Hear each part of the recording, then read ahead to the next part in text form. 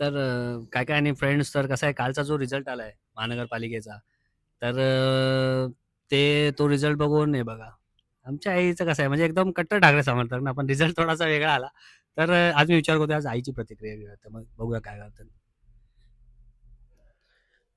आई तुला काय वाटतं कालचा जो रिझल्ट आला, तर तो काय म्हणजे त्याच्यावर तुला काय वाटतंय? काय बोलशील?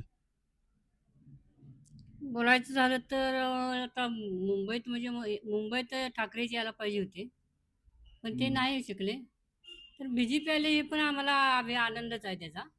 पण त्यांनी असं केलं पाहिजे, की मराठी माणसासाठी शिक्षण म्हणा, कामं म्हणा, हे सगळं त्यांनी व्यवस्थित केलं पाहिजे आणि मराठी माणसांना त्यांनी महाराष्ट्रात प्राधान्य दिलं पाहिजे, ओके. असं अगदी. मला वाटतं. अगदी बरोबर. मराठी माणसांना त्यांनी प्राधान्य दिलंच पाहिजे. पण ते जे आता सध्या हिंदी भाषा सक्ती करा किंवा ते जे बाकीच्यांना म्हणतायत, की बाबा तुम्ही शेना मनसेला जर मतं दिली तर ते तुम्हाला मारून बाहेर हाकलवतील. तर मग ते त्यांनी त्याबद्दल तुला काय म्हणायचं आहे? तर ते लोकं कसे म्हणजे आता जर खरंच जर ठाकरे जर असते निवडून आले असते, तर त्यांनी त्यांना हाकलून दिलं असतं का? नाही, नाही. ही ती बोलते ती त्यांचं चुकीचं आहे. तिने सगळ्यांना सांभाळून घेतलं असतं, कारण महाराष्ट्रात आपल्या मुंबईत आपल्या मराठी माणसांचंच वर्चस्व पाहिजे. हेच त्यांचा मेन पॉइंट आहे. अगदी बरोबर, अगदी हां. बरोबर. त्यामुळे बी-जे-पी असे म्हणतात हे त्यांचा गैरसमज आहे.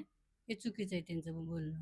आणि तुम्ही जेव्हा होता म्हणजे एकदम पूर्वी आम्ही जेव्हा छोटे होतो, तेव्हा तुमच्या वेळचं ते राजकारण कसं होतं, की जे मुंडे साहेब होते, परत विलासराव देशमुख होते, परत आपले बीजेपीचे अजून कोण प्रमोद महाजन म्हणा. तर त्याबद्दल तुमचं काय मत आहे? ते लोकं कसे होते? त्या लोकांबद्दल बोललं तर ते लोकं खूप चांगले होते. कारण ती सगळं मराठी माणसं म्हणा, इतरही म्हणा त्यांना सर्व घेऊन चालत होते ते. ओके. हं. आणि त्यामुळे त्यांचं असं काही इतर कोणाबद्दल नाही तर कुठल्या पक्षाबद्दल याच्याचं दुमत नव्हतं. म्हणजे ती सगळे एकत्र संघटित होती, संघटित होते. अगदी, संघटित अगदी होती बरोबर. ती. हेच होतं, हं. की ते भले इतर कुठल्याही पक्षाचे हं. असो, पण ते संघटित होते. ते महाराष्ट्रासाठी विचार करत होते. विचार करत होते. तर असं म्हणजे मी पण मलाही माहिती नाही, मी तर छोटा होतो, पण मी जे हं. व्हिडिओ वगैरे बघतो त्याच्यातून मला ते कळालंय. तर ते एकनिष्ठ सगळेजण होते ते आणि सगळं पक्षांना ते घेऊन चालले माणसांना. मराठी माणूस असो ना तर इतर कोणी असो.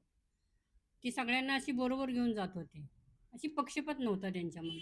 ओके. बघू आता होप, की बीजेपी पण करेल खूप चांगली कामं आपल्यासाठी. पण आहे खंत कुठेतरी मनात आईच्या आहे, की आमचे ठाकरे बंधू आले नाही. पण ठीक आहे, होत असतं. राजकारण आहे, तर बघू आपण.